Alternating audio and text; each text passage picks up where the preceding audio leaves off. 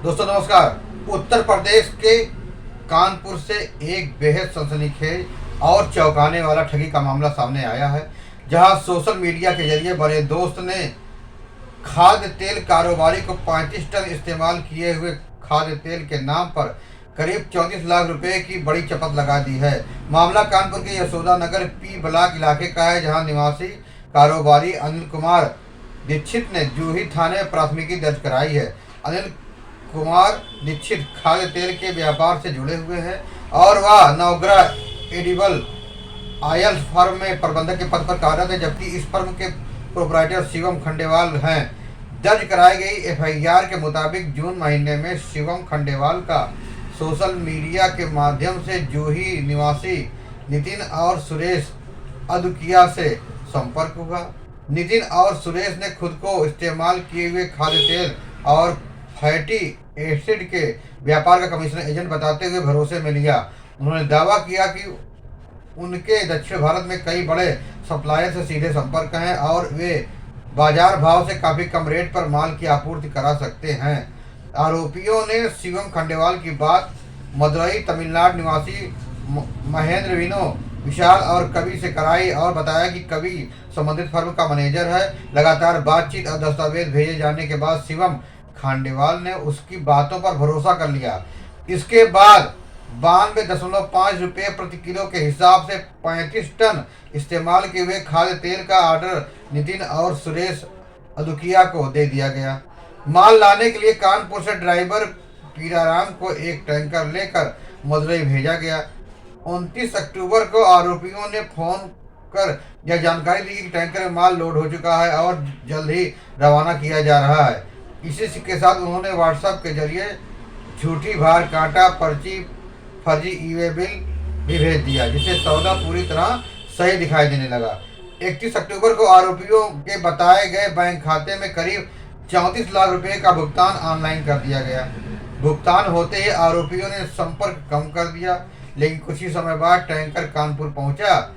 जब टैंकर में भरे हुए तेल की जांच की गई तो सभी के होश उड़ गए, क्योंकि टैंकर में इस्तेमाल किया हुआ खाद्य तेल नहीं बल्कि पूरी तरह से पानी भरा हुआ निकला। इसके बाद पीड़ित कारोबारी को ठगी का एहसास हुआ और तुरंत जूही थाने पहुंचकर पूरे मामले की शिकायत दर्ज कराई। पुलिस ने अनिल कुमार दीक्षित की तहरीर पर कानपुर के एजेंटों समेत कुल 4 लोगों के खिलाफ धोखाधड़ी, फर्जी दस्तावेज तैयार करने और विश्वासघात की धाराओं में मुकदमा दर्ज कर लिया है। पुलिस अब बैंक खातों, मोबाइल नंबरों और ट्रांजैक्शन डिटेल की जांच कर रही है। यह मामला एक बार फिर सोशल मीडिया के जरिए हो रही आर्थिक ठगी की बहुत बड़ी साजिश को उजागर करता है। पुलिस ने कारोबारियों से अपील की है कि किसी भी अनजान व्यक्ति के साथ बड़ा लेन देन करने से पहले पूरी तरह जांच पड़ताल जरूर करें। फिलहाल इस मामले में पुलिस की जांच जारी है और आरोपियों की तलाश तेज कर दी है। इस सनसनीखेज ठगी की घटना ने एक बार फिर यह साबित कर दिया है कि मौजूदा दौर में सोशल मीडिया के जरिए होने वाले कारोबारी संपर्क जितने आकर्षक लगते हैं उतने ही खतरनाक भी हो सकते हैं। कम दाम में ज़्यादा मुनाफे का लालच किस तरह मेहनत से कमाए गए लाखों रुपए पल भर में डुबो सकता है, इसका यह मामला जीता जागता उदाहरण है। फर्जी ई-वे बिल, झूठी भार काटा पर्ची और खुद को बड़े सप्लायर का खास एजेंट बताकर आरोपियों ने पूरी प्लानिंग के साथ इस ठगी को अंजाम दिया। पहली नज़र में सब कुछ सही और वैध दिखाई देता है, लेकिन जब सच्चाई सामने आई तो कारोबारी को गहरा आर्थिक और मानसिक झटका लगा। यह घटना सिर्फ एक व्यक्ति की नहीं बल्कि पूरे व्यापारी वर्ग के लिए चेतावनी है। ऑनलाइन पहचान, फोन कॉल, भेजे गए दस्तावेज के आधार पर किसी पर आंख मूंद कर भरोसा करना भारी पड़ सकता है। ऐसे समय में यह बेहद जरूरी हो जाता है कि व्यापारी किसी भी बड़े सौदे से पहले सप्लायर की पुख्ता जांच करे, मौके पर जाकर माल की गुणवत्ता की पुष्टि करे और भुगतान से पहले सभी कानूनी दस्तावेजों की वास्तविक जांच करे।